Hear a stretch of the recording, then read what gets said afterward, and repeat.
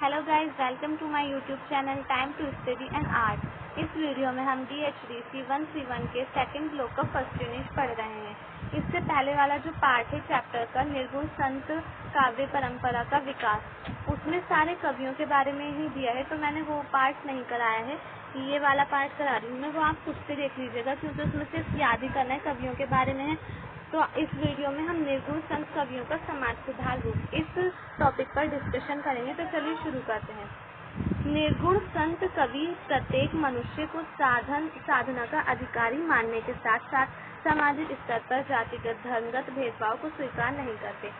यानी कि जितने भी निर्गुण संत कवि हैं वो मनुष्य को साधना का तो ज्ञान देते ही हैं, उसके साथ साथ वो सामाजिक स्तर पर जितनी भी जातिगत धर्मगत भेदभाव थे, बुराइयां थी, कुरीतियां थी, उन सबको दूर भी करते हैं, उनको स्वीकार नहीं करते। वे मनुष्य मात्र को ईश्वर की संतान मानते थे और इसी विचार के तहत वो किसी भी किस्म के दंभ और वर्जना के प्रति आलोचनात्मक रुख रखते हैं। यानी कि उनका मानना था कि ईश्वर सबको बराबर समझता है। ईश्वर की प्राप्ति उसी को होती है जो सच्चे मन से ईश्वर को पाना चाहता है। ईश्वर की कृपा ईश्वर उसी पे कृपा करता है जो सच्चे मन से ईश्वर को प्राप्त करने के लिए साधना करता है।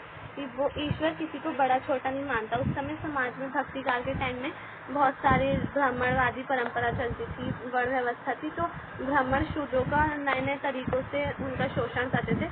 तो इन लोगों ने इसको रोका। जितने भी संत कवि थे, ये जो सामाजिक बुराई थी, इन सबको रोका, इन सबका विरोध किया और इन्होंने कहा कि ईश्वर सबको समान रूप से मानता है। ईश्वर के लिए सब उसकी संतान है, चाहे वो शूद्र हो, ब्राह्मण हो, कोई भी हो। उनकी कविताओं में इसकी अभिव्यक्ति बार बार हुई है। यानी कि बार बार जो संत कवि हैं उनके काव्य में देखने को मिलता है सामाजिक स्तर की बुराइयां जो थी उसके बारे में देखने को मिलता है। और कबीर की जो भाषा है वो थोड़ी अखड़ता है उसमें, तो कबीर ने बहुत बुरी तरीके से फटकार लगाई है उस समय समाज में जो बुराइयां फैली हुई थी उस पर अपनी विचार जो दिए हैं, कबीर ने उपदेश दिए हैं, वो बहुत बुरे तरीके से दिए हैं लोगों को समझाने के लिए, सुधारने के लिए। उनके समाज सुधारक रूप के प्रमुख पक्षों का विवेचन नीचे किया जा रहा है। अब देखते हैं इनके समाज सुधारक। पद दलित जातियों में आत्मसम्मान का उदय। तो जो उस समय की जातियां थी, नीची जातियां, पद दलित जातियां, तो उनमें आत्मसम्मान डाला इन लोगों ने, संत कवियों ने, जितने भी संत थे। भारतीय समाज बहुत दिनों से जाति विभाजित समाज रहा है। यानी कि पहले से ही भारतीय समाज में जाति प्रथा बहुत ज़्यादा देखने को मिलती है। अब के टाइम में बहुत ज़्यादा कम है, बहुत कम है। पहले जाति व्यवस्था बहुत ज़्यादा थी समाज में, और हिंदू समाज में तो कुछ ज़्यादा ही थी। ब्राह्मण, शूद्र, वैश्य, क्षत्रिय, ये सब ज़्यादा था पहले। इसमें भारतीय सामाजिक संरचना में जातीय श्रेष्ठता या निकृष्टता का भाव मिलता है। ऊंच नीच तथा जातियों में विभाजित समाज में एक वर्ग हमेशा से शोषित होता चला आ रहा है। यानी कि ऊंच नीच के कारण और जाति में विविधता विभाजन के कारण समाज में एक वर्ग हमेशा से ही शोषित होता आ रहा है। निम्न समझी जाने वाली इन जातियों को बराबर अवमानना की दृष्टि से देखा गया और उन्हें कुचला दबाया गया।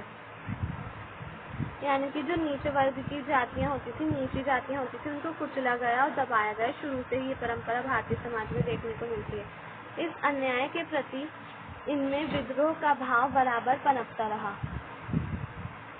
इसी जो समाज में अन्याय होता था, तो इसकी वजह से समाज में बराबरी की जो है भाव था वो पनपता रहा है, विद्रोह होता रहा शुरू से ही। निर्गुण धारा के ज्ञानमार्गी कवियों की विद्रोही वाणी के रूप में इसी का विस्फोट हुआ।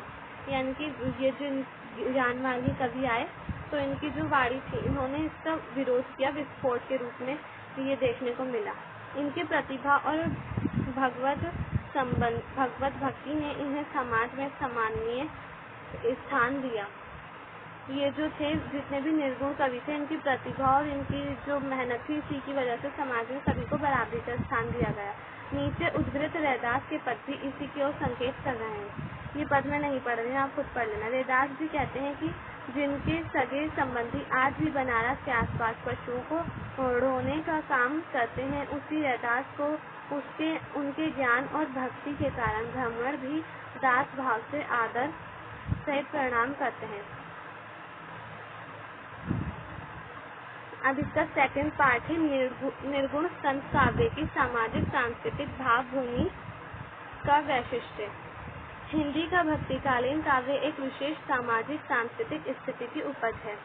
यानी कि भक्ति काल जो है वो सामाजिक और सांस्कृतिक स्थिति की उपज है। सामाजिक और सांस्कृतिक तौर पर भक्ति आंदोलन चल रहा था उस समय, इसलिए भक्ति काव्य की सभी धाराओं और शाखाओं में कुछ प्रवृत्तियां ऐसी हैं जो सब में समान रूप से मिलती हैं। मतलब जो भक्ति काव्य धारा है उसकी जितनी भी उपशाखाएं हैं, निर्गुण संत परंपरा हो या फिर सगुण संत परंपरा, और रामकृष्ण हो या फिर श्री कृष्ण राम से संबंधित हो या फिर कृष्ण से संबंधित हो, या फिर सूफी काव्य परंपरा हो या फिर संत काव्य परंपरा, सभी में उनकी जो खास विशेषताएं हैं उनमें कुछ समानता देखने को मिलती है। लेकिन इनमें से प्रत्येक धारा में कुछ ऐसी विशिष्टता थी जो उनके निजी वैशिष्ट्य को निर्मित करती है। निर्गुण धारा के अधिकांश संत कवि तथाकथित निजी मानी जाने वाली जातियों से जन्मे थे। मतलब इनमें कुछ ऐसी विशिष्टता है जो इन लोगों को एक दूसरे से अलग करती है। निर्गुण धारा के जितने भी कवि थे वो सब नीची जाति से संबंधित थे। कोई जूते बनाने वाले मोची थे, कोई धोबी थे, तो ऐसी जातियों से संबंधित थे। कबीर धोबी थे और रैदास मोची थे। तो ये सब जितने भी निर्गुण धारा के संत काव्य धारा के जितने भी कवि थे वो सब नीची जाति से संबंध रखते थे, और इसलिए इन लोगों को दबाया जाता था और इन लोगों में बदलाव का भाव फूट पड़ा था। तो इसलिए इस भक्ति आंदोलन की शुरुआत हुई थी। अतः इन संतों की भावभूमि विद्रोहात्मक थी। वही जो मैंने अभी बताया, विद्रोह का भाव आ गया था इन लोगों में। इनके साथ सदियों से बहुत ज़्यादा बुरा व्यवहार होता चला रहा था, तो इन लोगों ने विद्रोह कर दिया था, जिसके कारण जो है निर्गुण संत परंपरा भक्ति आंदोलन की शुरुआत हुई। ये जाति पाति छुआछूत ऊंच नीच बाह्याचार कर्मकांड आदि की घोर विरोधी हैं और मानते हैं कि जाति पाति पूछ नहीं कोई, हरि को भेजे तो हरि का होई। ये कबीर का दोहा है।